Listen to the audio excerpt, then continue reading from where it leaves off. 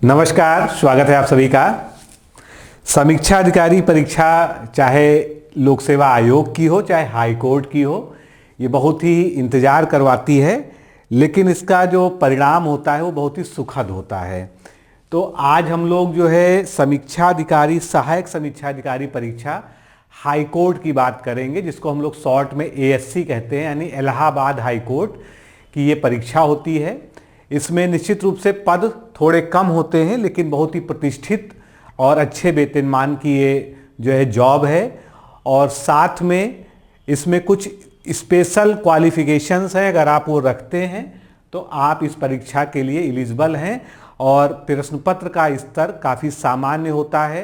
अगर हम लोक सेवा आयोग की परीक्षा से इसका कंपैरिजन करें तो यूँ कह सकते हैं कि अगर आपको थोड़ा सा अंग्रेजी भाषा का अच्छा ज्ञान है, क्योंकि आजकल आप लोग की जो जनरेशन है वो इंग्लिश का अच्छा नॉलेज रखती भी है, तो ऐसी स्थिति में आपके लिए निकालना जो है इसको आसान है। दूसरी चीज़, किसी कारणवश आप पीसीएस नहीं प्री क्वालिफाई पाए हैं, आप आरओ नहीं कर पाए थे, ऐसे में आपके सामने अब कोई बहुत ज़्यादा विकल्प नहीं है। 2026 की परीक्षाओं की तरफ ही आपकी नज़र है, तो आप अगर 2026 के अपने विकल्प में एक विकल्प इसको भी शामिल कर सकते हैं तो ये बहुत ही अच्छी होगी।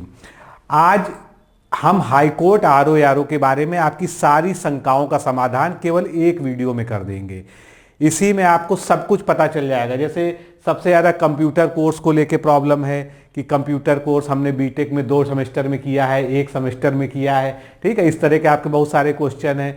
कोई कहता है हमने एडीसी किया है, हमने ये किया है, हमने ये जो है प्राइवेट संस्थान से किया है। तो क्या हकीकत है, कौन कौन से कोर्सेज इसमें मान्य हैं, ठीक है, इसका पाठ्यक्रम क्या है, इसका नोटिफिकेशन कब तक आ सकता है, इसकी परीक्षा कब तक हो सकती है।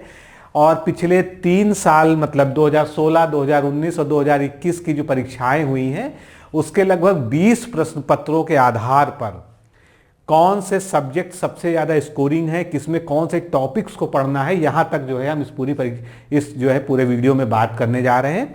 तो अगर आप इंटरेस्टेड हैं हाई कोर्ट आरओ परीक्षा में किसी भी तरह से, तो इस वीडियो को आप जरूर देखिए। ये वन स्टॉप सॉल्यूशन है, यानी एक बार में ही आपकी सारी शंकाओं का समाधान, और आप जो चाहते हैं, जो आप जानना चाहते हैं, वो सब कुछ आपको यहाँ पर पता चल जाएगा। आपको कोई और वीडियो देखने की आवश्यकता नहीं पड़ेगी। तो ये जितने भी ज्वलंत प्रश्न हैं वो आपके इसीलिए मैंने यहाँ पर लिख दिए हैं। सबसे ज़्यादा जो ज्वलंत प्रश्न है, जो पहला प्रश्न है आपका, कि इसका नोटिफिकेशन कब तक आ सकता है। तो यहाँ पर देखिए आप जो है एक हाई कोर्ट ने अभी टेंडर का नोटिफिकेशन जारी किया था। ये अपने आप में सेल्फ एक्सप्लेनेटरी है और ये जो है पेपर में पब्लिश भी हुआ था। इसमें पेपर को कराए जाने के लिए जो भी आवश्यकताएं हैं, जो तैयारियां हैं, उसके लिए जो है निविदा आमंत्रित की गई है। और इसमें जो डेट रखी गई है निविदा की, वो 5 जनवरी 2026 रखी गई है। उसके बाद वो निविदा फाइनल होगी, यानी जनवरी में अंत तक इसका नोटिफिकेशन आ सकता है, ठीक है। जनवरी से ज़्यादा अगर फरवरी गया तो पहला हफ्ता चला जाएगा, लेकिन आप जनवरी मानकर पूरी उम्मीद रखिए। तो पहले सवाल का आपका जवाब ये हो गया कि जनवरी में जो है इसके आने की पूरी संभावना है। दूसरा जो है ये वैकेंसी कितनी हो सकती है, तो इसमें जो है अभी जो प्राइमरी जो है डेटा है उसमें पेपर में ही निकला था, विभिन्न पेपरों में 274 पदों पर कुल भर्तियां होंगी। और इसमें जो पदों का विवरण अभी, क्योंकि जो वास्तविक वैकेंसी आएगी तब जो है डेटा अलग हो सकता है, लेकिन फिलहाल जो प्राइमरी रूप से आपको जो जानना चाहिए, सहायक समीक्षा अधिकारी यानी एआरओ के पद लगभग 60 हैं, समीक्षा अधिकारी के 149 हैं, फिर इसमें अनुभाग अधिकारी की भी आती है, उसके अलावा जो है सहायक निबंधक की भी आती है, उप निबंधक की भी आती है, और इस तरह से निबंधन का भी एक जो है पद आता है। तो ये कई सारे पद हैं जिनका एक साथ ही जो है एडवर्टीजमेंट आने की उम्मीद है। इसमें से सबसे ज़्यादा जो आप लोग को इंटरेस्ट है जो है वो है आरओ एआरओ में, ठीक है। तो ये जो है कब तक होगी इसका आपको मतलब सबसे पहली चीज़ जो है कब तक इसका नोटिफिकेशन आएगा, तो जनवरी में इसका नोटिफिकेशन कभी भी आ सकता है। और जो लोग हाई कोर्ट की वैकेंसीज के बारे में जानते हैं, जिन्होंने परीक्षाएं दी हैं, हाई कोर्ट की वैकेंसीज में बहुत ही टाइम बाउंड मैनर में काम होता है। वहाँ पर लोक सेवा आयोग जैसा जो है नहीं होता है कि वैकेंसी का जो है आप सुनते सुनते 1-1.5 साल बीत जाता है। अगर इन्होंने टेंडर निकाला है, इन्होंने सार्वजनिक रूप से कोई सूचना जो है अखबार में निकाली है, तो इसका मतलब ये है कि पूरा प्रोसेस जो है इनका पहले से तय है। इन्होंने अपनी एक टाइमलाइन डिसाइड कर ली है और इनके जो है भर्तियां होनी ही होनी है और विद इन टाइम होनी है। ठीक है, तो ये पहला प्रश्न था, नोटिफिकेशन कब तक आ सकता है। दूसरा प्रश्न होता है आपका कि परीक्षा कब तक होगी। तो 2021 का अगर हम नोटिफिकेशन देखें, 2000 में जो है 17 अगस्त को क्या हुआ था, ऑनलाइन रजिस्ट्रेशन की प्रक्रिया शुरू हुई थी 17 अगस्त 2021 को, यानी फॉर्म भरने की शुरुआत हुई थी।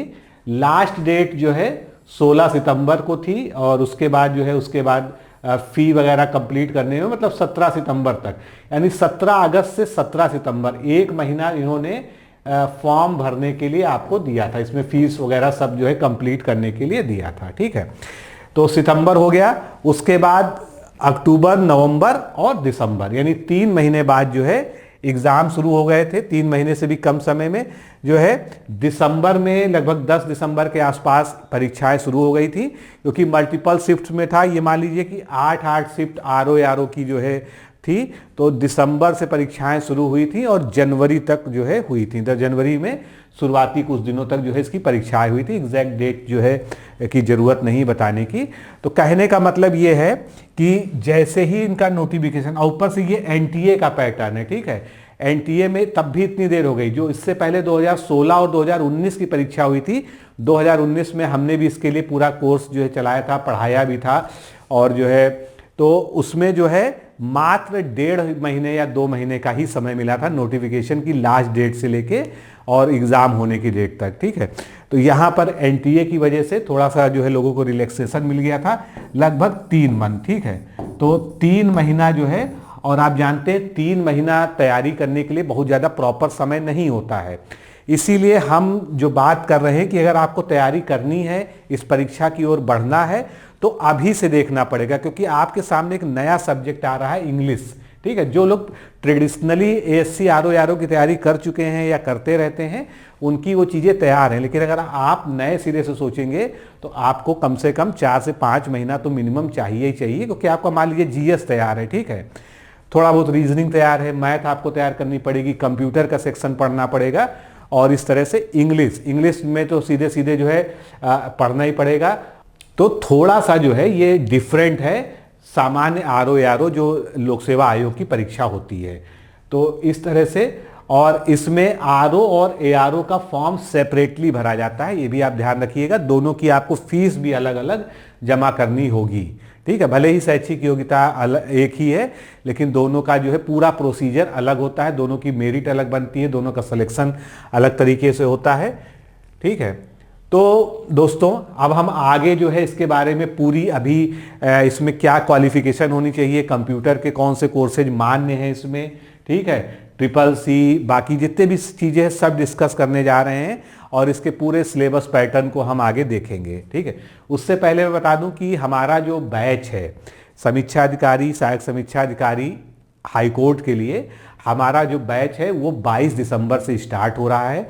हमने जो है मिनिमम फी के साथ में जो है इसको शुरू करने का निर्णय लिया है, इसलिए उस डेट तक यानी 22 तारीख तक, ठीक है, कब तक, 22 दिसंबर तक जो है आप छूट के साथ प्रवेश ले सकते हैं। ऊपर आपको जो है नंबर्स दिए हुए हैं, ये व्हाट्सएप नंबर है, बाकी सारे किसी भी कांटेक्ट नंबर पर आप कांटेक्ट कर लीजिए, फ़ोन कर लीजिए या व्हाट्सएप कर दीजिए, आपको इसके बारे में पूरी जानकारी दे दी जाएगी।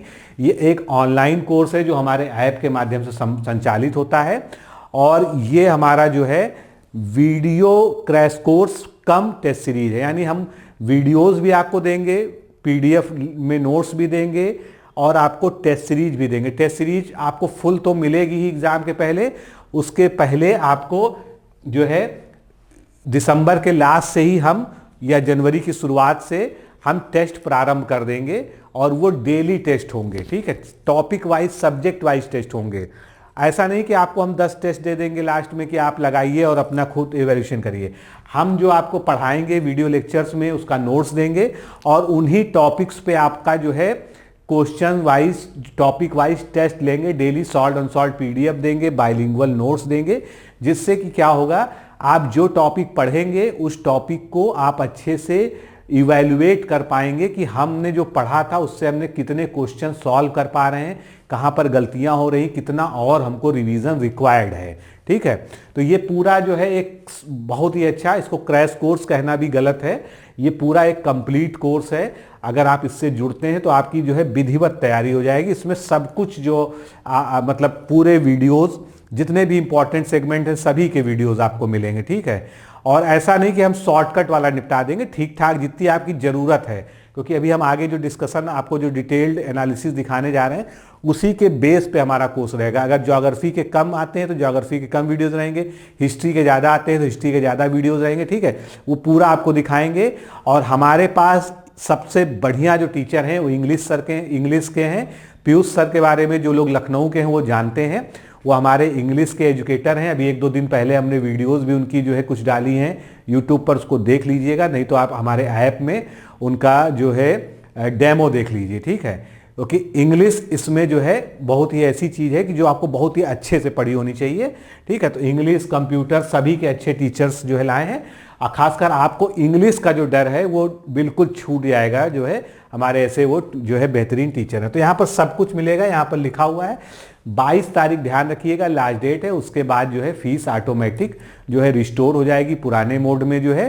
तो अभी जो है आप एडमिशन लेना चाहते हैं तो छूट के साथ अभी एडमिशन आप ले सकते हैं। आगे बढ़ते हैं। अब सबसे पहली चीज आती है कि आपको ये जानना जरूरी है कि क्या आप इसके लिए पात्र हैं, जो शैक्षिक योग्यता है इसकी। अभी हम जो सारा डिस्कशन कर रहे हैं वो 2021 के नोटिफिकेशन के बारे में के आधार पर कर रहे हैं, और कोई भी ऐसी संभावना नहीं है कि इसमें कोई भी चेंज होने वाला हो, क्योंकि क्वालिफिकेशन वगैरह जो है रोज रोज न डिसाइड होती है न बदलती है।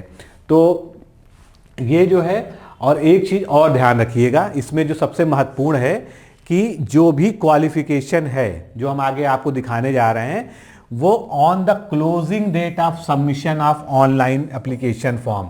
यानी अगर CCC आप चाहते हैं तो CCC अभी कर लीजिए, क्योंकि आपके पास CCC का सर्टिफिकेट लास्ट डेट तक होना चाहिए, या कोई भी इसेंशियल क्वालिफिकेशन में जो चीज़ें लिखी हैं सब फॉर्म भरने की लास्ट डेट तक आपके पास होनी ही होनी चाहिए, जैसे CM लोक सेवा आयोग में होता है। ऐसा नहीं कि आपने फॉर्म भर दिया और फॉर्म भरने की डेट के बाद आप CCC के लिए अप्लाई कर रहे हैं। इसीलिए अगर आपके पास कंप्यूटर का कोई सटीक डिग्री डिप्लोमा नहीं है जो वैलिड हो तो CCC में अभी आज ही आप अप्लाई कर दीजिए। 1 महीने के अंदर उसका एग्जाम हो जाएगा, आपको सर्टिफिकेट मिल जाएगा, और उसमें पढ़ना भी बहुत ज़्यादा नहीं पड़ता। कंप्यूटर का बिल्कुल सामान्य जानकारी पूछी जाती है और कुछ नहीं पूछा जाता है। आप खाली उसकी कुछ बुक्स भी आती है, प्रीवियस ईयर क्वेश्चंस के बेस्ड पे कुछ बुक आती हैं, उनको ही आप पढ़ लेंगे और आप क्वालिफाई कर जाएंगे। उसमें एक मिनिमम क्वालिफाइंग का क्राइटेरिया है।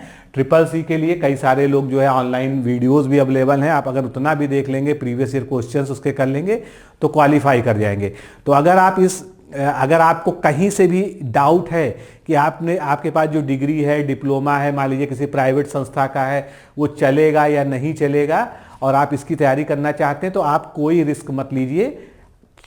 बहुत नॉमिनल सी फीस है, नाइलेट की वेबसाइट पे जाइए, तुरंत जो है CCC के लिए अप्लाई कर दीजिए। महीने भर के अंदर आपका एग्ज़ाम हो जाएगा और आप जो है क्वालिफाई हो जाएंगे और इस एग्ज़ाम के लिए आप पात्र हो जाएंगे। ठीक है, तो सारी कन्फ्यूजन्स को ख़त्म कर दीजिए। अगर आपको विश्वास नहीं हो पा रहा है कि आपके पास जो डिग्री डिप्लोमा है वो मान्य होगा या नहीं होगा, ठीक है।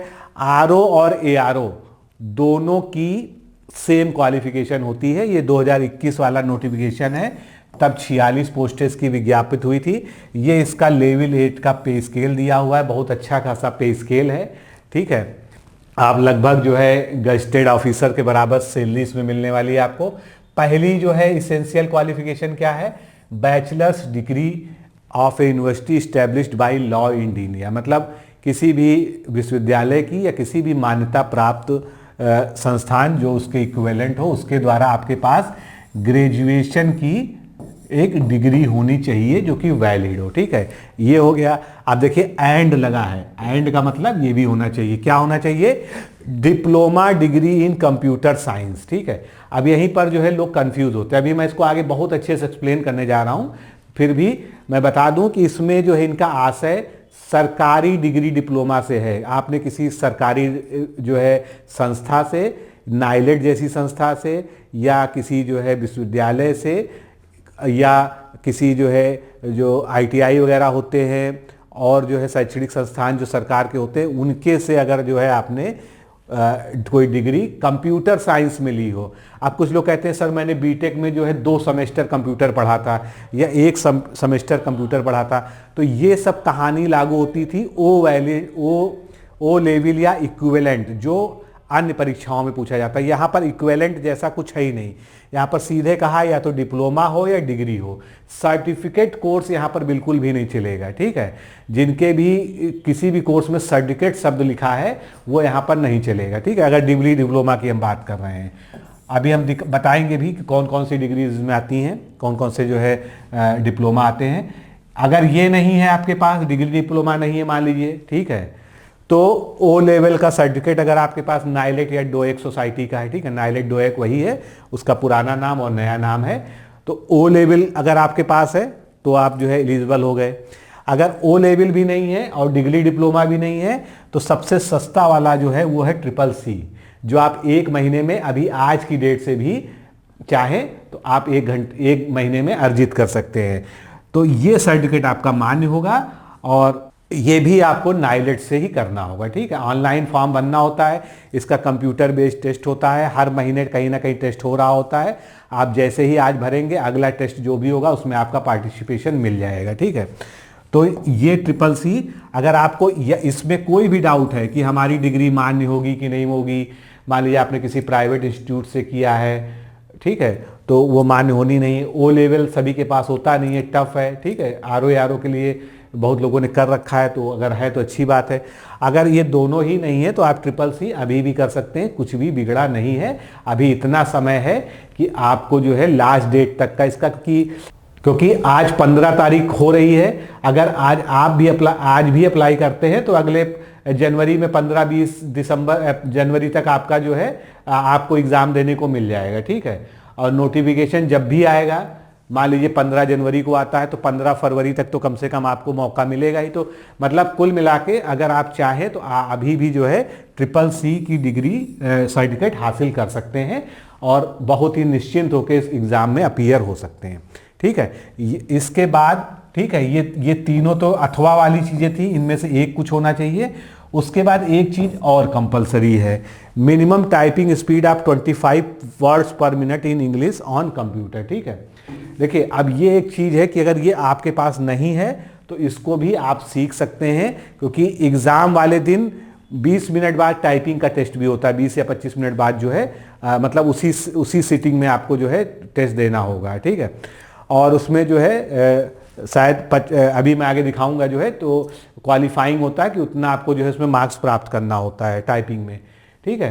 तो ये अगर आपको आता है तो ठीक है, नहीं तो अगर कोई ऐसा आप में से है और जो चाहता है कि आप इस एग्ज़ाम को देना ही देना है, तो वो अगर अभी भी से भी सीखेगा तो 3 महीने में अगर वो प्रतिदिन 1 से 1.5 घंटा अभ्यास करता है टाइपिंग का, तो इंग्लिश टाइपिंग बहुत ज़्यादा टफ नहीं है। हाँ, हिंदी टाइपिंग बहुत टफ होती है, लोगों को 5-5, 6-6 महीना, 1-1 साल लग जाता है कभी कभी स्पीड लाने में।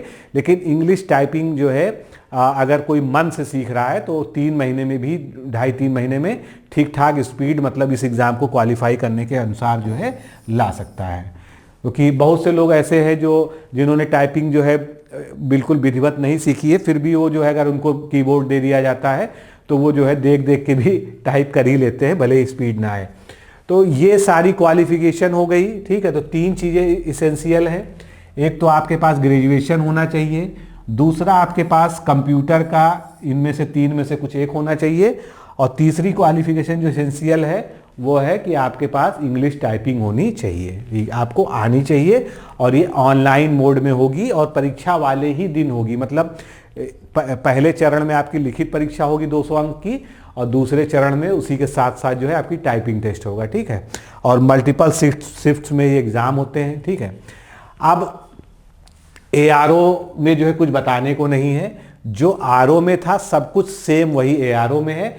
अंतर ये आ जाता है कि इसका पदनाम चेंज हो जाता है और लेवल जो है वेतन का 1 लेवल नीचे आ जाता है, 7 आ जाता है, उसमें लेवल 8 था, इतना अंतर आ जाता है। ठीक है, तो सभी लोग का यही प्रयास रहता है कि भाई हम आरओ निकालें, एआरओ से बेहतर कर पाएँ जो है। ठीक है, तो दोनों में ही सभी लोग अप्लाई करते हैं और जहाँ पर भी जो है हो जाए तो जो है बहुत अच्छी बात है। बाकी इसमें क्वालिफिकेशन में कोई भी अंतर नहीं है। अब आते हैं कंप्यूटर साइंस में डिग्री, जो पहले लिखे थे ना, एक डिग्री सब लिखा था, एक डिप्लोमा सब लिखा था। ठीक है, तो ये डिग्री क्या है और डिप्लोमा क्या है, दोनों को हम अलग अलग समझेंगे। जो मेरी जो है कई सारे छात्रों से बात हुई इस बारे में, तो उनसे जो बातचीत हुई और जो हमारी रिसर्च है उसके आधार पर मैं बता रहा हूँ। ऐसा नहीं कि ये कहीं नोटिफिकेशन में लिखा था या जो है कहीं ऑथेंटिक डॉक्यूमेंट में ये लिखा था, इसलिए जो है केवल ये बातचीत के आधार पर है, जो लोगों ने मुझे बताया है उसके आधार पर मैं आपको बताना चाहता हूँ कि क्या क्या चीज़ें मान्य होती। ठीक है, तो डिग्री इन कंप्यूटर साइंस, यानी कंप्यूटर साइंस में डिग्री का मतलब है कि आपने किसी मान्यता प्राप्त विश्वविद्यालय या ग्रेजुएशन या पोस्ट ग्रेजुएशन स्तर की ऐसी डिग्री ली हो जिसका मुख्य विषय कंप्यूटर साइंस रहा हो। वहां लिखा हुआ है कंप्यूटर साइंस। ठीक है, क्या लिखा है, CS कंप्यूटर साइंस लिखा हुआ उसमें होना चाहिए। ठीक है, अब इसके अनुसार जो है क्या क्या मान्य कोर्सेज हो सकते हैं। एक तो आपने BCA किया हो, अगर bachelor of computer application, MCA किया हो, BTech या BE किया हो लेकिन कंप्यूटर साइंस में या इंफॉर्मेशन टेक्नोलॉजी में, जैसा लोगों ने बताया। ठीक है, वैसे कंप्यूटर साइंस जो है यहाँ पर वर्ड ही लिखा हुआ है। BSc इन कंप्यूटर साइंस होता है जहाँ पर कंप्यूटर साइंस एक मुख्य विषय रहा हो, ऐसा ना हो कि आपने जो है लास्ट ईयर में जो है एक वैकल्पिक विषय के रूप में उसको छोड़ दिया हो। तो BSc अगर कंप्यूटर साइंस में है तो वो कंप्यूटर साइंस आपका मेन सब्जेक्ट होना चाहिए। उसके बाद IT में या इंफॉर्मेशन टेक्नोलॉजी में या MSc इन कंप्यूटर साइंस या IT, तो ये सब जो है जो डिग्रियां हैं साइंस, कंप्यूटर इन साइंस जो है या इंफॉर्मेशन टेक्नोलॉजी, ये सब आपकी मान्य हो जाएंगी किसी यूनिवर्सिटी से अगर आपने की हो। ठीक है, तो ये ग्रेजुएशन और पोस्ट ग्रेजुएशन लेवल की डिग्रीज हो गई। दूसरा जो है, अब हम बात करते हैं डिप्लोमा, शब्द वहाँ लिखा था, तो diploma in computer science. Computer science में डिप्लोमा का अर्थ क्या है कि किसी सरकारी बोर्ड या मान्यता प्राप्त विश्वविद्यालय द्वारा जारी किया गया औपचारिक डिप्लोमा है। ठीक है, ये डिप्लोमा की बात हो रही है, यहाँ सर्टिफिकेट की बात नहीं हो रही है। ठीक है, तो इसमें जो है जैसे आपने कोई पॉलिटेक्निक का डिप्लोमा किया हो 3 साल का, जो state board of technical education या कंप्यूटर साइंस या IT में जो है कराया जाता है। PGDCA किया हो आपने, लेकिन जो है PGDCA जो है क्या होता है, कुछ प्राइवेट इंस्टीट्यूट भी कराते हैं और वो क्या होते हैं, वो केवल एक NGO के रूप में रजिस्टर्ड होते हैं, वो किसी विश्वविद्यालय से मान्यता प्राप्त नहीं होते हैं, किसी बोर्ड से मान्यता प्राप्त नहीं होते हैं। ठीक है, UGC से मान्यता प्राप्त नहीं होते हैं, तो ऐसी स्थिति में वो वाले नहीं मान्य होंगे। अगर आपने PGDCA किया है तो ये किसी यूनिवर्सिटी से, इग्नू से, राजर्षि टंडन या कोई भी स्टेट सेंट्रल यूनिवर्सिटी से होना चाहिए। ठीक है, बाकी ये जो प्राइवेट इंस्टीट्यूट है इन सब की जो है यहाँ पर कोई भी वैलिडिटी नहीं है। जैसे किसी प्राइवेट कोचिंग सेंटर से किया गया PGDCA या ADCA यहाँ पर मान्य नहीं होता है, भले ही वह संस्थान रजिस्टर्ड हो। क्योंकि रजिस्टर्ड का मतलब क्या है, उन्होंने एक स्वयंसेवी संस्थान के रूप में जो NGO रजिस्ट्रेशन एक्ट होता है उसके अंतर्गत अपने आप को रजिस्टर्ड करा रखा है और वहाँ लिख देते हैं कि मान्यता प्राप्त संस्थान। तो मान्यता प्राप्त ठीक है, लेकिन वो एक NGO के रूप में मान्यता प्राप्त है, उनको किसी भी यूनिवर्सिटी या बोर्ड का एफिलिएशन नहीं प्राप्त है। ठीक है, तो ये चीज़ जो है बहुत ध्यान रखिएगा कि चाहे वो डिग्री हो या चाहे डिप्लोमा हो, दोनों ही जो है लगभग सरकारी सिस्टम वाले ही मान्य हैं, प्राइवेट वाले जो है नहीं मान्य हैं। तो यहाँ पर आप क्लियर हो गए होंगे। तीसरा आपका CCC है जो सबसे बढ़िया है, और अगर जो है आप नहीं कर पाए हैं या अभी भी समय है आप उसको कर सकते हैं।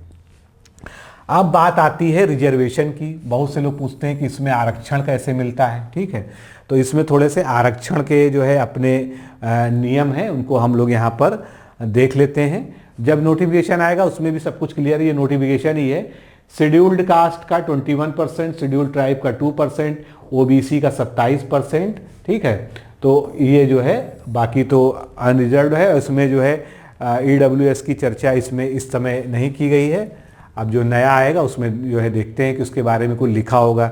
और ये जो रिजर्वेशन है वो केवल और केवल उत्तर प्रदेश के निवासियों को मिलता है। ठीक है, ये ध्यान रखिएगा, डोमिसाइल ऑफ यूपी होना चाहिए, केवल यूपी के ही डोमिसाइल पर ही एप्लीकेबल। अगर कोई बिहार वाला फॉर्म भरता है, कोई हरियाणा वाला भरता है, कोई दिल्ली का भरता है, तो उन पे जो है नहीं लागू होगा। उनको क्या माना जाएगा, उनको जनरल कैटेगरी या अनरिजर्व्ड कैटेगरी के रूप में यहाँ पर ट्रीट किया जाएगा। अब जो है सब कैटेगरीज होती हैं, ठीक है, उनमें जो है किस तरह से रिजर्वेशन होता है। जैसे वुमेन का है, महिलाओं का 20% आरक्षण है, डिपेंडेंट ऑफ फ्रीडम फाइटर्स का 2% होता है, एक्स सर्विसमैन का 5% होता है, फिजिकली हैंडीकैप्ड दिव्यांगजन होते हैं इनका 3% होता है, और स्पोर्ट्स पर्सन का 1% होता है, ठीक है। तो इस तरह से 20% जो है हॉरिजेंटल रिजर्वेशन होता है वुमेन का, subject to final decision of the honourable court. उस समय जो है कोई पेंडिंग थी, उसके आधार पर जो है किया गया, ठीक है। अब यहाँ पर स्ट्रिक्टली लिखा है कि benefits of reservation shall be given to only the candidates who are domicile of UP. Uttar Pradesh के स्थायी निवासी को ही ये सारे रिजर्वेशन मिलेंगे, बाहर वाले को नहीं मिलेंगे। और महिलाओं के लिए एक स्पेशल यहाँ पर बात लिखी गई है कि in case of women candidates, जो महिला उम्मीदवार हैं, उनका कास्ट और डोमिसाइल सर्टिफिकेट पिता पक्ष से निर्गत होना चाहिए, ठीक है। तो ये तैयारी जिनको भी फॉर्म भरना, वो पहले से ही कर लें कि वो पिता पक्ष से ही अपना कास्ट सर्टिफिकेट और डोमिसाइल सर्टिफिकेट बनवा लें। और जिनको भी रिजर्वेशन के लाभ लेना है तो उनका कास्ट सर्टिफिकेट तो होना ही चाहिए, डोमिसाइल सर्टिफिकेट भी उनके पास होना चाहिए, जिससे ये प्रूव हो सके कि वो यूपी के ही रहने वाले हैं, ठीक है। तो ये जो है कुछ मोटी मोटी जो है बातें जो बाद में आपको परेशान ना करे, यहाँ पर हम आपको बताते चल रहे हैं, ठीक है। अब इसमें कुछ जो है एडिशनल बेनिफिट्स हैं। अगर किसी ने टेरिटोरियल आर्मी में सर्व किया है 2 साल के लिए, तो उनको जो है उनको वरीयता मिलेगी। अगर किसी के पास 20 सर्टिफिकेट है एनसीसी का, तो उनको भी मिलेगी। कब मिलेगी? जब जो है मार्क्स इक्वल होंगे 2 कैंडिडेट्स के, ठीक है। यहाँ पर भी लिखा है in the matter of direct recruitment to the establishment other things being equal, ठीक है। अगर बाकी सारी चीज़ें समान हो गई हैं तो उनको वरीयता मिलेगी जिन्होंने या तो 20 सर्टिफिकेट एनसीसी का लिया हुआ है या उन्होंने टेरिटोरियल आर्मी में सर्व किया हुआ है, ठीक है। तो ये सब जो है चीज़ें आपको अभी से पता होंगी तो जो है ज़्यादा आसानी होगी। इसके बाद एक सबसे बड़ा जो मुद्दा है वो एज लिमिट का है, क्योंकि जैसे हमारे यहाँ राज्य सरकार में क्या होता है कि 40 साल जो है एज लिमिट होती है सामान्य वर्ग की, लेकिन यहाँ पर क्या है, यहाँ पर 21 साल तो मिनिमम एज है फॉर्म भरने की, और मैक्सिमम एज अनरिजर्व कैटेगरी के लिए 35 ईयर्स है। कितनी है? 35 ईयर्स है। और ये जो है जो गणना होती है वो 1 जुलाई से होती है। मतलब यहाँ पर तो 2000 का इंस्टेंस दिया, इस बार में अलग आएगा, लेकिन 1 जुलाई से लगभग ये गणना की जाती है कि एज का डिटर्मिनेशन कहाँ से होगा। अब बात आती है कि जो रिजर्व क्लास हैं उनको क्या रिजर्वेशन मिलेगा, ठीक है। तो उनको जो है 5 साल की छूट मिलेगी। किनको किनको? SC, ST और OBC को, इनको जो है जो रिजर्व कैटेगरी हैं, और उसके अलावा DFF dependent of freedom fighters को, तो इनको जो है 5 साल की छूट मिलेगी अगर वो एज लिमिट में। यानी ये जो है कब तक फॉर्म भर सकते हैं? ये 40 साल की उम्र तक ये फॉर्म भर सकते हैं, ठीक है। इसके अलावा अगर आप स्किल्ड जो है प्लेयर हैं यूपी के, ठीक है, तो उस कंडीशन में भी आपको 5 साल की जो है अपर जो लिमिट है उसमें छूट मिल जाएगी।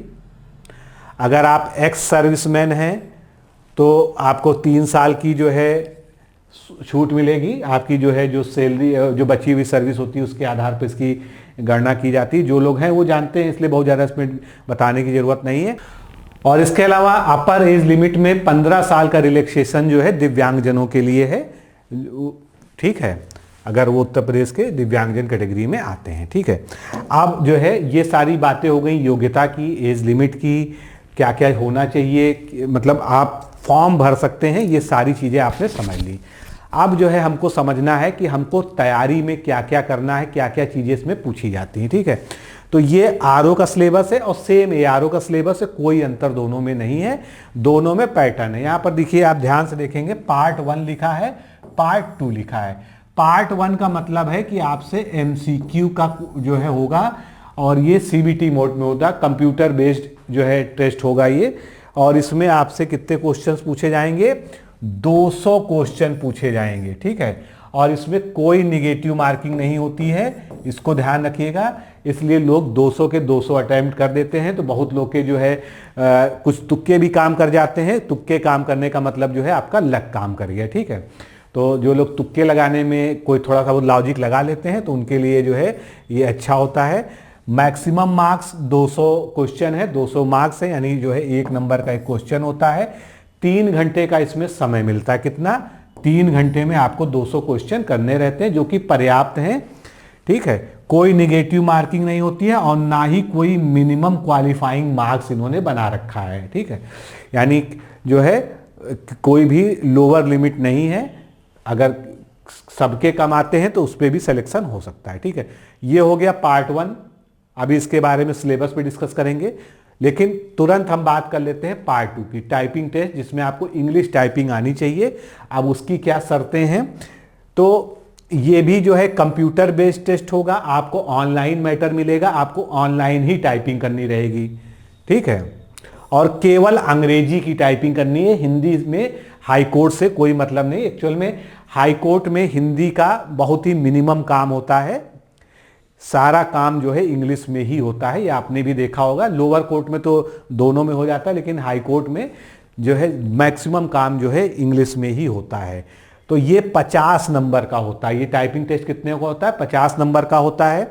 20 मिनट इसकी ड्यूरेशन होती है। 20 मिनट में आपको जो आपको ऑनलाइन मैटर दिया गया है वो टाइप करना है, ठीक है। और ये टेस्ट कब होगा? जैसे ही आपका ये पहला पार्ट खत्म होगा, उसके जो है 15-20 मिनट बाद जो है ये टाइपिंग टेस्ट शुरू हो जाता है। कोई निगेटिव मार्किंग इसमें नहीं रखी गई है। मिनिमम क्वालिफाइंग मार्क्स जो है 25 हैं, यानी 50 में आपको 25 मार्क्स पार करने हैं, ठीक है। और 25 वर्ड पर मिनट मिनिमम टाइपिंग की स्पीड होनी चाहिए। और सबसे बड़ी बात जो है, अगर आप टाइपिंग टेस्ट में 50% मार्क्स नहीं लाते तो आपकी पहले जो टेस्ट आपने दिया है 200 नंबर का, उसकी कॉपी भी नहीं चेक होगी। यानी ये टाइपिंग टेस्ट बहुत ज़रूरी है। इसमें आपको 50% मार्क्स लाने हैं और निगेटिव मार्किंग नहीं है। एक अच्छी बात ये है। तो आप अगर अभ्यास करेंगे तो बहुत आराम से लोग इस टाइपिंग टेस्ट को क्वालिफाई कर लेते हैं। इसमें कोई बहुत समस्या नहीं आती है। जिनकी भी स्पीड बन जाती है, एक्यूरेसी बन जाती है, वो इसको टाइप करके निकाल लेते हैं। तो अगर आपका पार्ट 2 नहीं क्लियर हुआ, क्वालिफाई नहीं हुआ, इसमें 50% मार्क्स नहीं आए, 50% का मार्क्स का मतलब है 50 में से आपको 25 नंबर टाइपिंग टेस्ट में लाना है। अगर 25 नंबर आपके नहीं आए तो आपका पार्ट 1 की कॉपी ही नहीं चेक होगी, ठीक है। आपको इसको पास करना है, तभी आपकी पहली जो है मतलब 300 अंक वाली जो 200 अंक वाली ये जो परीक्षा है मल्टीपल चॉइस क्वेश्चंस वाली कंप्यूटर बेस्ड, तभी जो है इसके अंकों पर होगी, ठीक है। अब इसके सिलेबस की बात कर लेते हैं, ठीक है। तो यहाँ पर सिलेबस लिखा हुआ है और कंप्यूटर नॉलेज टेस्ट में क्या क्या मिलता है मैटर। तो वहाँ पर जो है इंग्लिश में आपको 500 वर्ड का एक मैटर मिलता है। और जो लोग का अनुभव है उन्होंने बताया है कि इसमें जो है मोस्टली जो है हाई कोर्ट के जो जजमेंट वगैरह होते हैं, रिट पिटीशन की जो भाषा होती है, यानी थोड़ा सा वर्ड टफ होते हैं, लीगल वर्ड्स वाली जो है मैटर ज़्यादा दिए जाते हैं, ठीक है। तो आपको जो है जो आपकी इंग्लिश है वो भी ठीक ठाक होनी चाहिए, क्योंकि यहाँ पर इंग्लिश की एक अच्छी खासी रिक्वायरमेंट इसकी वजह से होती है। अब MCQ टेस्ट जो है 200 अंक का, उसमें क्या क्या पूछा जाता है, अभी इसमें क्या, इसके अंदर क्या है वो भी बता दें। पहले जनरल साइंस, हिस्ट्री आती है। हिस्ट्री में सारा जोर मॉडर्न हिस्ट्री पे होता है। आप पुराने पेपर्स देखेंगे, अलग से यहाँ लिखा हुआ है इंडियन नेशनल मूवमेंट, फिर इंडियन पॉलिटी और इंडियन इकोनॉमी एक ही में लिखा है, यानी ये जो है केवल एक औपचारिकता है। 2-2 क्वेश्चन, 3-3 क्वेश्चन जो है इससे आ सकते हैं। Indian agriculture, commerce and trade, population and urbanisation यानी सेंसस, सीधे सीधे आप जान लीजिए। वर्ल्ड ज्योग्राफी और इंडियन ज्योग्राफी के questions, current national international important events यानी करंट अफेयर्स, जनरल एप्टीट्यूड यानी कि आपकी रीजनिंग की बात हो रही है यहाँ पर। और इसी में जो है आ जाएगा स्पेशल नॉलेज आप education, culture, industry, trade, living, social, Uttar Pradesh यानी यूपी जीके का अच्छा खासा इसमें इम्पैक्ट होता है। यूपी जीके आपको बहुत ही विधिवत पढ़ना होता है।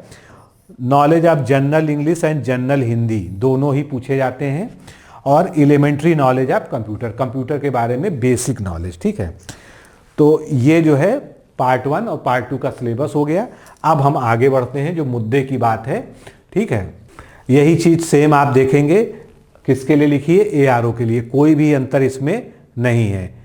ठीक है, वही चीज है, मतलब RO ARO में कोई सिलेबस में, योग्यता में कोई अंतर नहीं है। अब यहां पर एग्जैक्ट जो है पार्ट 1 और पार्ट 2, यानी आपका जो है जो MCQ टेस्ट है और जो टाइपिंग टेस्ट है, इसमें कितना अंतर होता है, तो मात्र 15 मिनट का, मतलब आपको बस केवल 15 मिनट का रेस्ट मिलेगा। जैसे ही वो पेपर आपका सबमिट हो जाएगा, टाइम ओवर हो जाएगा, उसके 15 मिनट के अंदर आपकी स्क्रीन पे तुरंत कंप्यूटर का टाइपिंग का मैटर आ जाता है, जिसको आपको 20 मिनट में हल करना होता है।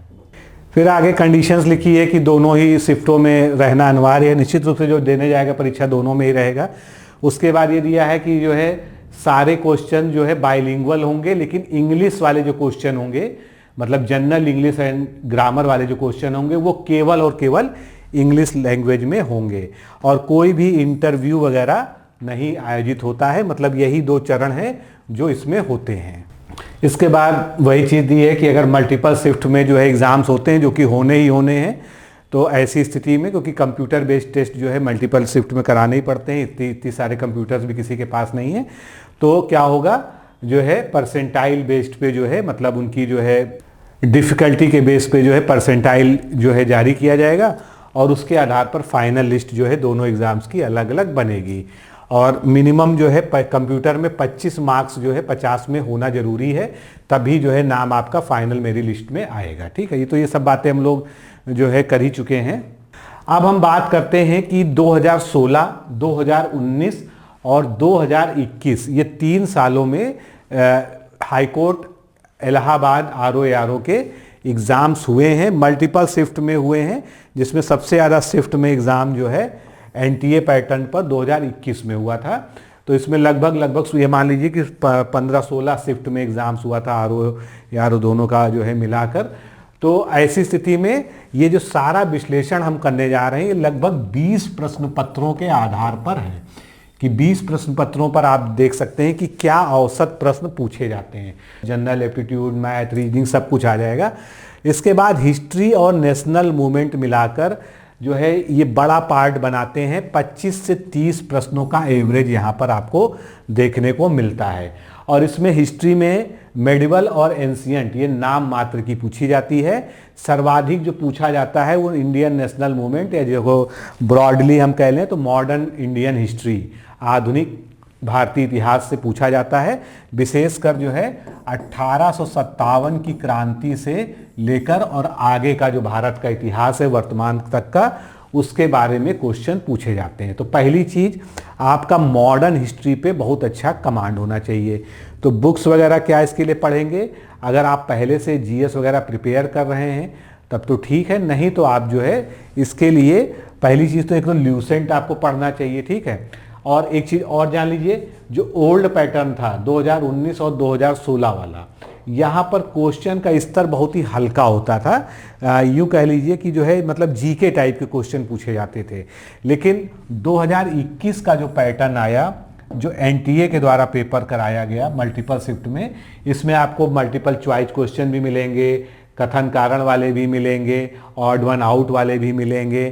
ठीक है, मतलब सब तरह के क्वेश्चन जैसे जो है वर्तमान में समीक्षा अधिकारी इत्यादि परीक्षाओं में UPPSC वाले में पूछे जाते हैं, लगभग वो लेवल जो है क्वेश्चन में दिखता है।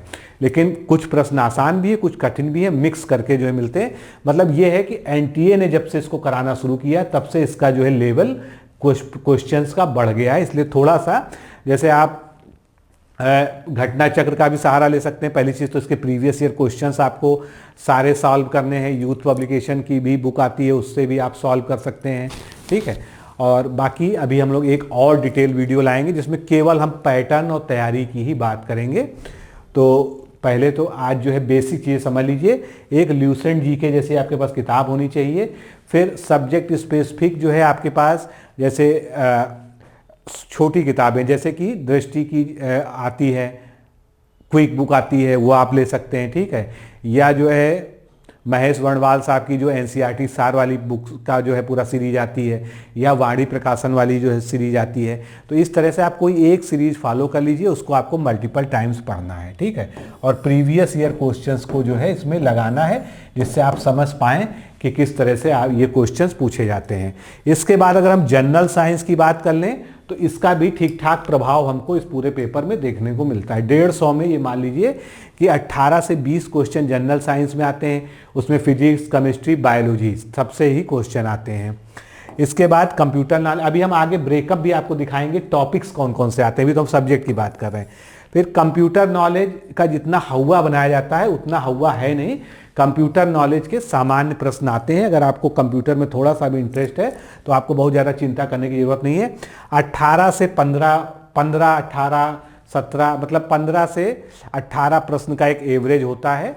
इसलिए आप कंप्यूटर की एक कोई भी जो है कंप्यूटर जीके की बुक ले लीजिए, ठीक ठाक जो है उसी से आप जो है कवर कर सकते हो। प्रीवियस ईयर क्वेश्चंस को पढ़ लीजिए कि क्या क्या टॉपिक पूछे गए हैं, अभी हम आगे दिखा भी रहे हैं।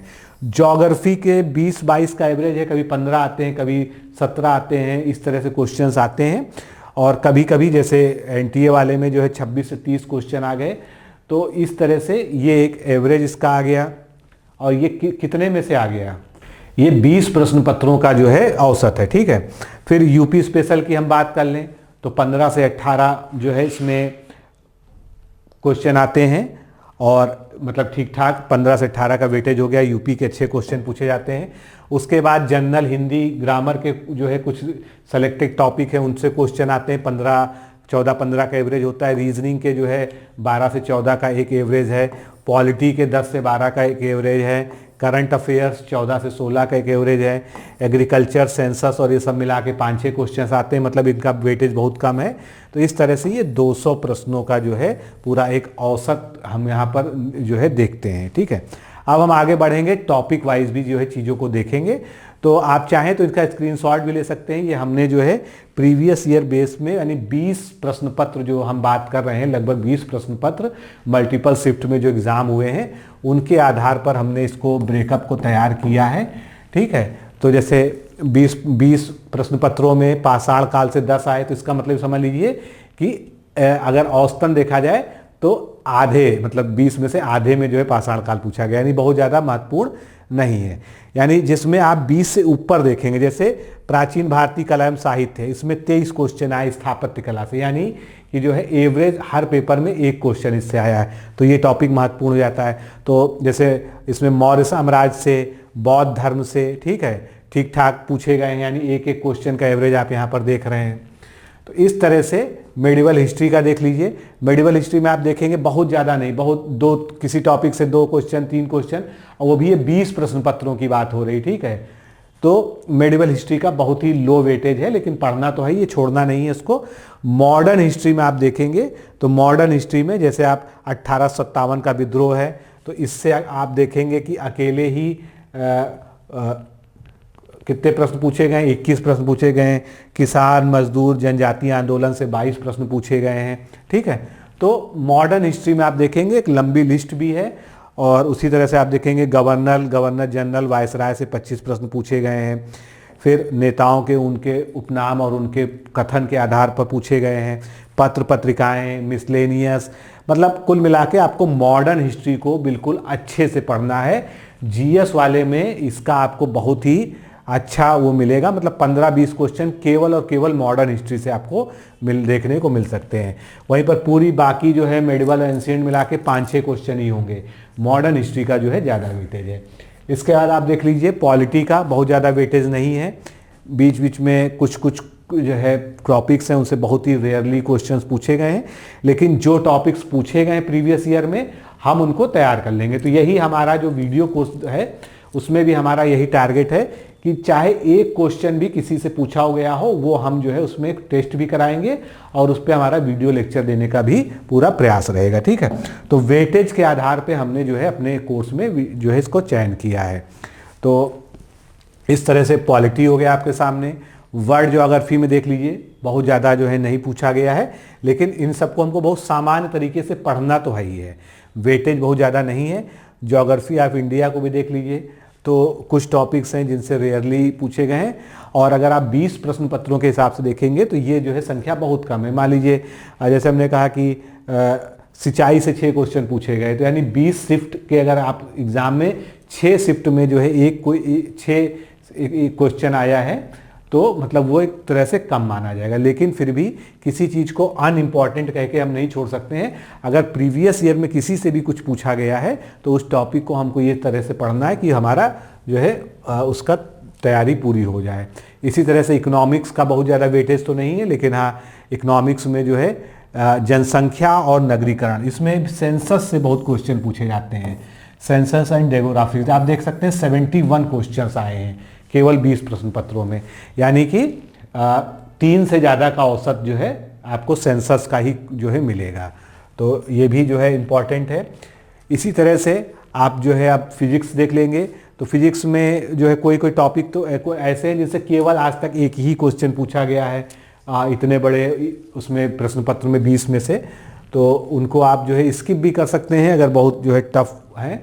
लेकिन मोस्टली जो है आप कम से कम कुछ नहीं तो ल्यूसेंट से इसके तथ्यात्मक चीज़ों को जरूर पढ़ लीजिए, ठीक है। तो हम इसी वेटेज के आधार पे अपने कोर्स में हमने चीज़ें तैयार की हैं, डिज़ाइन की हैं। ये केमिस्ट्री का जो है पूरा आप देख रहे हैं, बहुत ज़्यादा वेटेज केमिस्ट्री का भी नहीं है, ठीक है, बायोलॉजी का भी नहीं है, मतलब साइंस के एवरेज क्वेश्चंस आते हैं जो आपको तैयार करने हैं। अब ये भी होता है कि किस शिफ्ट में से ज़्यादा क्वेश्चन मिल जाए, किस शिफ्ट में कम क्वेश्चन मिल जाए, ठीक है, सभी शिफ्ट की अलग अलग जो है बात होती है। तो बायोलॉजी के टॉपिक्स तो खूब ज़्यादा हो गए, यानी बायोलॉजी आपको जो है पढ़नी पड़ेगी, फिजिक्स केमिस्ट्री उससे कम पढ़नी पड़ेगी। कंप्यूटर में जैसा कि मैंने कहा कि लगभग 15 क्वेश्चन का एवरेज होता है, तो कंप्यूटर का परिचय, कंप्यूटर का विकास, input output, memory, design tools, programming languages, इन पे जो है सामान्य स्तर के क्वेश्चंस पूछे जाते हैं। कुछ क्वेश्चन थोड़े से टफ होते हैं, एडवांस होते हैं, इसीलिए आपसे डिग्री डिप्लोमा मांगा जा रहा है इसमें, ठीक है। तो प्रीवियस ईयर अगर आपका अच्छे से तैयार है और बाकी कंप्यूटर जीके की कोई भी एक सामान्य बुक, चाहे ल्यूसेंट की ले लीजिए या परीक्षा मंथन की ले लीजिए, सभी प्रकाशन पे आती है, उससे पढ़ लेंगे तो ये कंप्यूटर वाला जो है आपका जो है फिक्स हो जाएगा, तैयार हो जाएगा। इसी तरह से इकोलॉजी एनवायरनमेंट में बहुत ज़्यादा तो वो नहीं है, लेकिन जैसे पारिस्थितिकी तंत्र उससे 39 क्वेश्चन है, ठीक है। फिर जो ट्रेडिशनल जनरल नॉलेज है, जिसको हम लोग जो है क्या कहते हैं, मिसलेनियस जीके कहते हैं, जैसे त्यौहार, उत्सव हैं, नृत्य हैं, संगीत है, चित्रकला है, पुस्तक और लेखक हैं, अंतर्राष्ट्रीय पुस्तकें, राष्ट्रीय पुस्तकें। तो ये मिसलेनियस टॉपिक जो है कुछ करंट अफेयर से भी रिलेटेड होते हैं। ज़्यादातर जो है आप ल्यूसेंट में जो है पीछे देखेंगे तो जो 10-15 पन्ने होते हैं मिसलेनियस वाले, उनसे जो है ये कवर हो जाएंगे।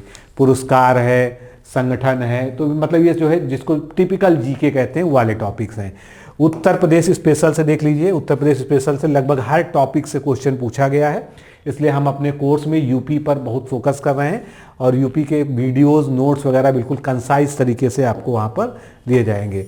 मैथ में टॉपिक्स तो बहुत सारे हैं, कुछ से ज़्यादा पूछे गए, जैसे परसेंटेज से ज़्यादा क्वेश्चन आते हैं, ठीक है। तो आपको ये देखना है कि जिन टॉपिक से ज़्यादा क्वेश्चन पूछे गए, जैसे नंबर सिस्टम है, संख्या पद्धति, उससे ज़्यादा क्वेश्चन पूछे गए हैं, तो आपको उन पे ज़्यादा अपना फोकस रख के पढ़ाई करनी है। तो इस तरह से थोड़ा सा स्मार्ट स्टडी करेंगे, इस विश्लेषण को समझ के कि किन टॉपिक से क्वेश्चंस की जो है रिपीटिशन ज़्यादा है, फ्रीक्वेंसी ज़्यादा है, उनको हमको ज़्यादा अच्छे से तैयार करना होगा। रीजनिंग में देख लीजिए, रीजनिंग से तो आपको पता ही है कि क्वेश्चंस आने ही आने हैं और रीजनिंग के ये टॉपिक्स हैं। इसमें से आप देखिए, जैसे केवल एनालॉगी से 38 क्वेश्चन आए हैं, कोडिंग डिकोडिंग से 40 आए हैं, क्लासिफिकेशन से, सीरीज वाले से 38 आए हैं, मिसिंग नंबर्स एंड लेटर्स जो है 25 आए हैं। यानी ये सब जो है बहुत महत्वपूर्ण है, इनको आपको जो है यहाँ पर पढ़ना होगा। हिंदी में जैसे वर्णमाला है, वर्तनी एवं वाक् शुद्धि है, इससे 18 और 25 आए हैं, ठीक है। फिर तत्सम तद्भव से वाक्यांश के लिए एक शब्द 20 आए, संधि से 19 आए हैं, ठीक है। तो ये सब टॉपिक से ये मान लीजिए कि एक एक दो दो क्वेश्चन सभी से आते ही आते हैं, तो इनको आपको जो है थोड़ा सा ध्यान दे के पढ़ना होगा। फिर इंग्लिश की बात कर ले, इंग्लिश के आप जानते हैं 50 क्वेश्चन फिक्स हैं, तो 50 क्वेश्चन में स्पॉटिंग एरर और ये सारा जो है सेंटेंस इंप्रूवमेंट, टेंस, तो ये सब जो है आपको preposition, article, noun, miscellaneous, correct use of pronoun, तो ये सारे टॉपिक्स को आपको पढ़ना होगा। इसमें थोड़ा सा आपको कोई छूट नहीं मिलेगी। आपको इंग्लिश की अच्छी इंग्लिश ग्रामर जनरल की बुक लेकर जो है, चाहे आप एनसीईआरटी की भी ले सकते हैं, बाकी जो है बहुत सारे प्रकाशन पे आती है, एसएससी वगैरह की तैयारी के लिए भी आती है, और इसके सारे प्रीवियस ईयर कवर करते हुए ये सारे ही टॉपिक्स आपको कवर करने होंगे। ये 50 नंबर का अकेले मामला है, इसलिए इसको साधना आपको बहुत ज़रूरी है। ठीक है, तो दोस्तों इस तरह से ये आपने देखा। अभी एक वीडियो हम लोग और डिस्कस करेंगे जिसमें हम लोग केवल प्रिपरेशन की मेथडोलॉजी पे बात करेंगे, फिर से सारे एनालिटिक्स देखेंगे। उसके बाद हम लोग बात करेंगे कि क्या पढ़ने का हमारा जो है तरीका होना चाहिए, क्या वेटेज होना चाहिए, कैसे हम अपने टाइम डिवाइड करके पढ़ें, टाइपिंग भी साथ में कैसे जारी रखें, वो सब जो है चीज़ें हम उसमें डिस्कस करेंगे। आज थोड़ा सा ये इंट्रोडक्टरी था क्योंकि आप लोग योग्यताओं पे ज़्यादा फोकस कर रहे थे, जो आप लोग के कमेंट थे, तो हमने जो है वो सारी चीज़ें आपको क्लियर करनी है। उसके बाद हमारा जो है ये कोर्स शुरू हो रहा है, इसमें एडमिशन स्टार्ट हो चुके हैं, और ये बैच हमारा 22 दिसंबर से विधिवत वीडियो कोर्सेज शुरू हो जाएंगे, और उसके 10-15 दिन बाद से हम जो है टेस्ट सीरीज भी स्टार्ट कर देंगे। ठीक है, तो आप इसमें ले सकते हैं। और एक चीज़ जानिएगा, ये वैकेंसी आनी ही आनी है, उसमें कोई डाउट नहीं है, और इस वैकेंसी के लिए जितनी जल्दी आप शुरुआत करेंगे उतना आप जो है बेहतर तरीके से इस एग्ज़ाम को क्लियर कर पाएंगे। ठीक है, अगर आप सोचेंगे कि नोटिफिकेशन आ जाए तब हम पढ़ना शुरू करेंगे, तो आप 2.5-3 महीने में इतना बड़ा सिलेबस नहीं कवर कर पाएंगे, विश्वास मानिए, क्योंकि आपको टाइपिंग भी देखनी है, आपको इंग्लिश भी संभालनी है, आपको सभी कुछ देखना है। ऐसी स्थिति में अगर आप सीरियस हैं, एलिजिबल हैं, सब चीज़ें आपके पास हैं और आपको इस एग्ज़ाम की तैयारी करनी है, तो आज से शुरू कर सकते हैं। और इधर उधर नोट्स और बाकी चीज़ों का भटकाव अगर आपको ख़त्म करना है, क्योंकि पीवाईक्यू भी मोस्टली हम अपने ही इसमें करा देंगे वीडियो लेक्चर्स में। ठीक है, तो इसके लिए आप हमारा ये वीडियो लेक्चर कम टेस्ट सीरीज वाला प्रोग्राम ज्वाइन कर लीजिए। आपको वीडियो लेक्चर्स भी मिलेंगे, नोट्स भी मिलेंगे, साथ में आपको हर टॉपिक वाइज क्वेश्चंस का अभ्यास भी कराया जाएगा। इसलिए बिना किसी जो है टेंशन के, बिना जो है इस चिंता के कि हम ये वाला टॉपिक कहाँ से पढ़ेंगे, कौन सी किताबें लाएं, ये सब आपको नहीं करना पड़ेगा। आपको बिल्कुल प्रिपेयर्ड, वेल प्रिपेयर्ड नोट्स मिलेंगे, वीडियो लेक्चर्स मिलेंगे, आप उनको देखिए, टेस्ट दीजिए और लगातार रिवीजन करिए, आपकी पूरी तैयारी हो जाएगी। तो ये नंबर्स दिए हैं, आप इस पर कॉल करके बात कर लीजिए। अगर आप 22 दिसंबर तक एडमिशन लेते हैं तो निश्चित रूप से जो है आपको इसमें जो है जो छूट है उसका भी लाभ मिलेगा। ठीक है, अगर आप किसी वजह से इस वैकेंसी के लिए एलिजिबल नहीं है एएससी आरओ के लिए, तो 2026 में सबसे बड़ा जो धमाका है लोक सेवा आयोग करने वाला है। समीक्षा अधिकारी, सहायक समीक्षा अधिकारी की वैकेंसी आने वाली है। आपने देखा कि जो फॉर्मेलिटीज़ थी प्रमोशन इत्यादि की, वो सब भी हो चुकी हैं, और अब जो है अध्याचन वगैरह जाना शुरू हो जाएगा जैसे ही 2026 लगेगा, और जुलाई के आसपास उम्मीद रहेगी कि वैकेंसी आ जाएगी और ठीक ठाक पद आएंगे। क्योंकि 2023 के बाद आएंगे तो 3 साल बाद जब कोई वैकेंसी आती है तो बहुत सारे पद चूँकि खाली हो चुके होते हैं, तो ठीक ठाक पद आएंगे। बाकी मैं बहुत डिस्कशन कर ही चुका हूँ इन सब चीज़ों पे। हमारा ये अभ्युदय बैच है, इसमें प्रीलिम्स मेंस की पूरी तैयारी वीडियो लेक्चर्स के माध्यम से, टेस्ट सीरीज के माध्यम से, उत्तर लेखन के माध्यम से कराई जाती है। इसमें आपको कोई किताब पढ़ने की ज़रूरत नहीं है, एक्स्ट्रा जो है सारा मटेरियल हम आपको जो है यहाँ पर नोट्स के फॉर्म में और वीडियो लेक्चर्स के फॉर्म में कराएंगे। टेलीग्राम में लगातार टेस्ट होंगे, आपके उत्तर लेखन कराया जाएगा। प्री मेंस के लिए आपको अभी से इतना विधिवत तैयार कर दिया जाएगा कि बाकी चीज़ों की आपको कहीं से बाहर से ज़रूरत नहीं पड़ेगी। एग्ज़ाम की डेट तक आप बिल्कुल कॉन्फिडेंट हो जाएंगे। तो इसमें आप जुड़कर, और ये एग्ज़ाम ऐसा है, ये हमारा कोर्स ऐसा है कि इसके साथ आप जब इसमें से सारा जीएस, मैथ, रीजनिंग, हिंदी सब कुछ पढ़ ही रहे हैं, तो इसके साथ कोई भी एग्ज़ाम आप देने जा रहे हैं, सभी के लिए आप जो है इसका कंटेंट जो है पर्याप्त रहेगा। तो इससे जुड़ना है तो ये पूरी डिटेल आपको सामने दी है, वही नंबर्स हैं, आप अभ्युदय बैच में जो है कर सकते हैं। तो मित्रों, इस तरह से आज के इस जो है सेगमेंट में हमने हाईकोर्ट आरओ पर चर्चा की। बाकी जो भी कमेंट में आप चाहें तो और भी पूछ सकते हैं। नेक्स्ट वीडियो में आपके और जो क्वेरीज आएंगी उनका हम जो है जवाब देंगे, और एक बेहतर स्ट्रेटजी के साथ जो है हम फिर बताएंगे आपको कि कैसे तैयारी इसकी शुरू करनी चाहिए। तो आज के लिए इतना ही, फिर मिलते हैं। नमस्कार, धन्यवाद। क्या आप लोक सेवा आयोग उत्तर प्रदेश की ROARO परीक्षा में सफल होकर सचिवालय में समीक्षा अधिकारी जैसे प्रतिष्ठित पद पर चयनित होना चाहते हैं? क्या आपके पास व्यस्त दिनचर्या या व्यक्तिगत परिस्थितियों के कारण नियमित पढ़ने के लिए समय की कमी है, इसलिए एक दिन में आप 8 से 10 घंटे नहीं पढ़ सकते हैं? क्या आपका संकल्प है कि सचिवालय में समीक्षा अधिकारी बनना ही बनना है और आप उसके लिए सही मार्गदर्शन की तलाश कर रहे हैं?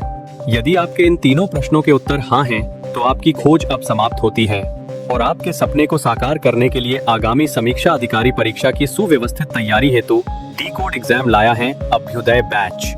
अभ्युदय बैच में आपको आगामी ROARO परीक्षा के प्रारंभिक और मुख्य परीक्षा के पूरे पाठ्यक्रम को अभी से एक साथ बहुत ही बेसिक लेवल से video lecture, PDF notes, test series और उत्तर लेखन कार्यक्रम के माध्यम से पूरे विस्तार से पूर्ण कराया जाएगा। हमारे अभ्युदय बैच की सबसे बड़ी विशेषता है कि इसमें साप्ताहिक टारगेट्स के अनुसार कम से कम 5 घंटे भी पढ़कर कोई अभ्यर्थी पूरा पाठ्यक्रम अच्छे से तैयार करके परीक्षा में सफलता अर्जित कर सकता है।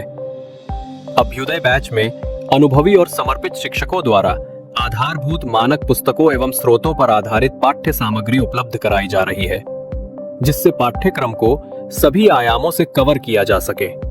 इस बैच में पाठ्यक्रम को इस विस्तार से पढ़ाया जा रहा है कि इसमें प्रवेश लेकर आप न केवल ROARO परीक्षा बल्कि अन्य कई समकक्ष परीक्षाओं को भी एक साथ ही टारगेट कर सकते हैं। यानी इस परीक्षा के पाठ्यक्रम में सम्मिलित सामान्य अध्ययन, सामान्य ज्ञान, सामान्य हिंदी व्याकरण, रीजनिंग, मैथ, हिंदी आलेखन, निबंध आदि के विस्तृत अध्ययन से आप पूर्ण आत्मविश्वास से किसी भी परीक्षा में सफलता प्राप्त कर सकते हैं।